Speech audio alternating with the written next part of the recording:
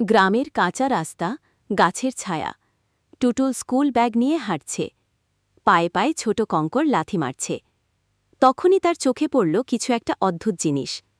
মাটির মধ্যে আধা ঢুকে থাকা মরচে ধরা চাবি সূর্যের আলোয় চকচক করছে। টুটুল ঝুঁকে সেটা তুলে নেয়। ধুলো ঝাড়ে, অবাক হয়ে দেখে। কার চাবি হতে পারে এটা? টুটুল চাবি দাদিকে দেখাচ্ছে। দাদি বলল, অনেক বছর আগে, যখন আমি তোমার মতো ছিলাম, এমন একটা চাবি দেখেছিলাম। সেটা ছিল এক বাড়ি, এখন আর নেই। দোকানদারের সাথে দেখা হলো স্কুল দারোয়ানের। দারোয়ান বলল, এই চাবি খুলত এক পুরনো সিন্দুক, যা লুকানো আছে নদীর ধারে জমিদার বাড়িতে। টুটুলের চোখে দৃঢ়তা। জঙ্গলে ঢাকা ভাঙা অট্টালিকা, বাতাসে দরজার কর্কর শব্দ। টুটুল চুপি চুপি ভেতরে ঢুকছে। কোণে ছেঁড়া কাপড় ঢাকা কাঠের সিন্দুক।